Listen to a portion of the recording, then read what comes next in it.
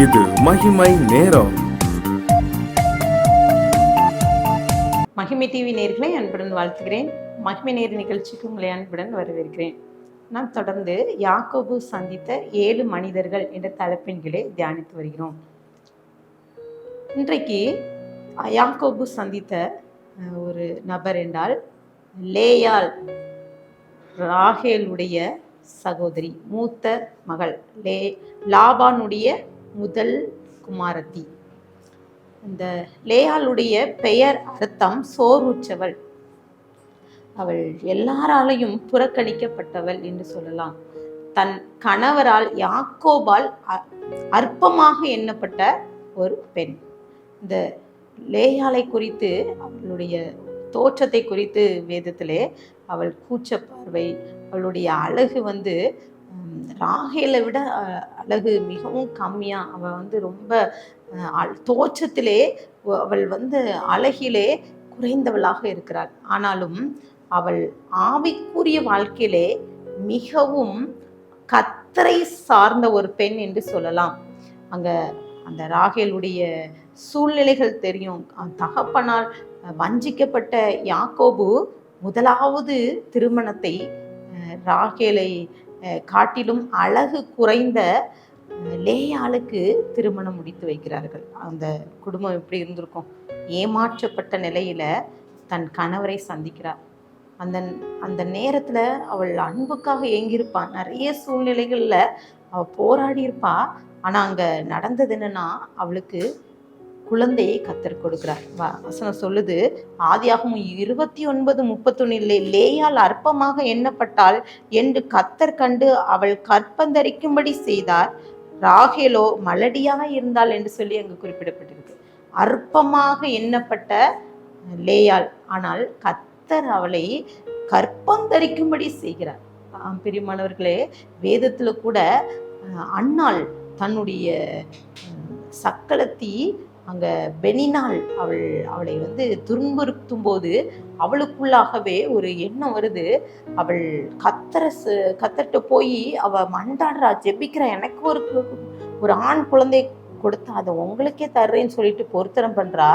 அது மாத்திரமல்ல, அந்த பிள்ளைக்கு பேரிடுகிறா. கர்த்தரிடத்தில் அவனை கேட்டேன் என்று சொல்லி சாமுவேல் என்று பெயரிடுகிறார். ராகேல் தன்னுடைய ஒவ்வொரு குழந்தைகளுக்கும் ஆண்டவரை சார்ந்து பெயரிடுகிறார்.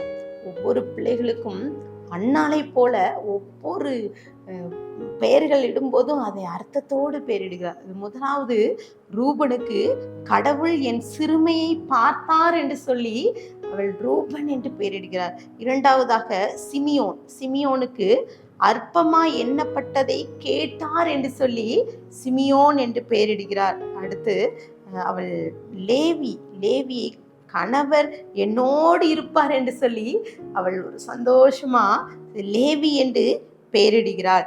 என்னும் யூதா, கர்த்தரை துதிப்பேன் என்று. 4வது பிள்ளை யூதா. பார்த்தீங்கன்னா, யூதா என்றால் துதி. அந்த லேயாள் தன்னுடைய மகனுக்கு துதி, யூதா என்று பெயரிடுகிறார். வெளிப்படுத்தல் விசேஷத்துல நீங்க பார்த்தீங்கன்னா எவ்வளவு பெரிய ஆசீர்வாதம் அந்த யூதாவை குறித்து அங்க வெளிப்படுத்தல குறிப்பிடப்பட்டிருக்கிறது. யூதா கோத்திரத்தின் சிங்கம் என்று இயேசுவை சொல்றாங்க.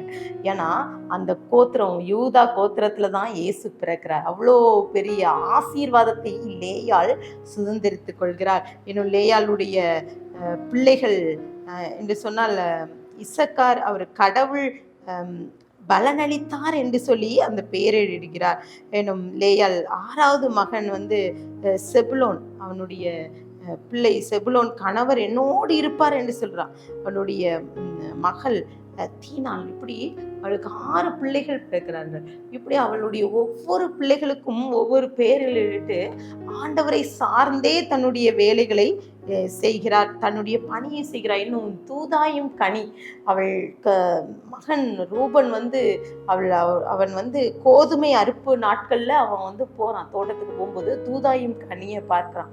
அந்த கனியை பார்த்து அவன் எடுத்து கொண்டு வருகிறான். அது அந்த தூதாயும் கனியை குறித்து உன்னத பாட்டிலே 7ஆம் அதிகாரம் 13 குறிப்பிடப்பட்டிருக்கிறது.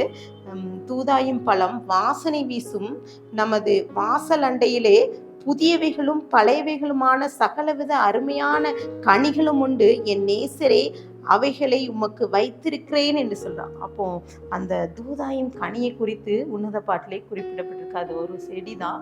அது பாருங்க, வாசனை நிறைந்த ஒரு அந்த செடி, அந்த பழங்கள் அந்த மலர் அவ்வளோ வாசனையா இருக்குமா.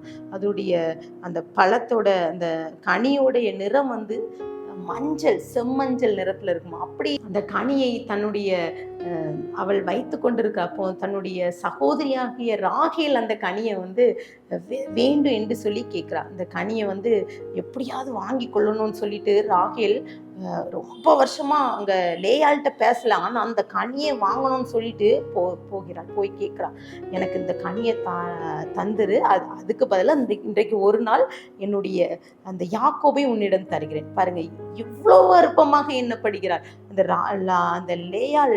அவள் யாக்கோபுடன் வாழ்ந்த காலங்கள் மிக குறைவான காலம். ஏன்னா ராகேல் அவளுடைய கண்ட்ரோல்ல யாக்கோபை அன்பு செலுத்தி அவளை லேயாளோடு போக விடாத அளவுக்கு வைக்கிறாள். ஆனால் அந்த லேயாள் என்ன செய்கிறாள்? தூதாயும் கனிக்காக உம்மை பெற்றேன் என்று சொல்லி அந்த ராகேலை ஒரு நாள் ராகேலுக்கு அந்த கனிக்காக யாக்கோபை அனுப்பி வைக்கிறான். அப்படி அற்பமாக எண்ணப்பட்ட அந்த லேயாளுடைய வாழ்க்கையிலே கர்த்தர் அவர் அற்புதம் செய்கிறார். அவருக்கு பிள்ளை பேச்சை கொடுத்து கர்த்தர் அந்த பிள்ளைகள் எல்லாத்தையும் கர்த்தர் உயர்த்தி ஆசீர்வதிக்கிறார்.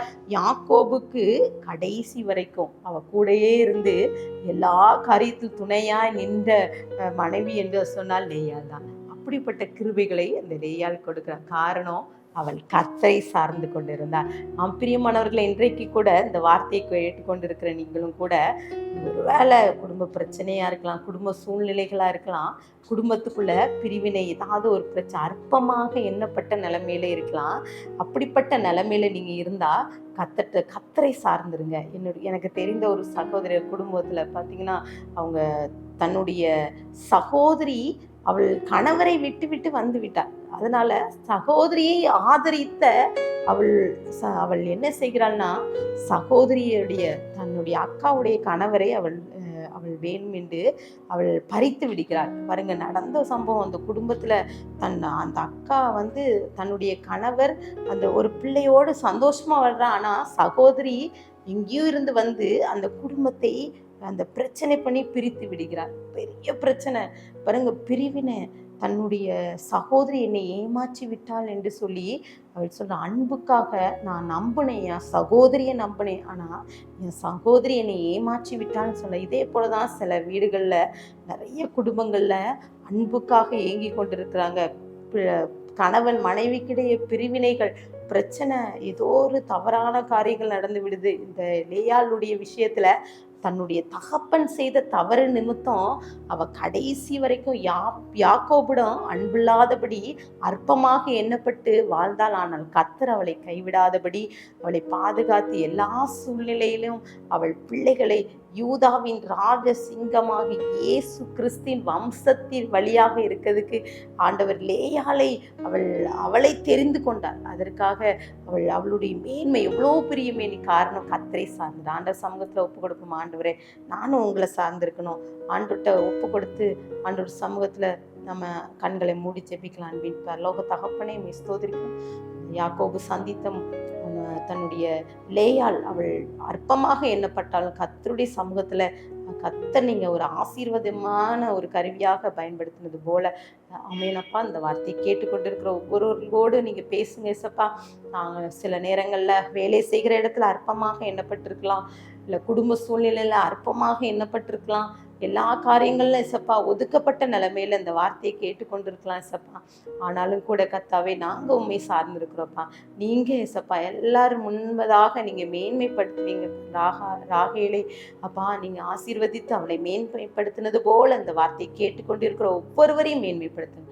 இந்த சமூகத்துல எங்களை தாழ்த்தி விரும்பியாங்க. துதிகன மகிமையெல்லாம் நமக்கு ஏறடிக்கிறோம். மீப்பர் மூலம் கேட்கிற பிதாவே, ஆமென்.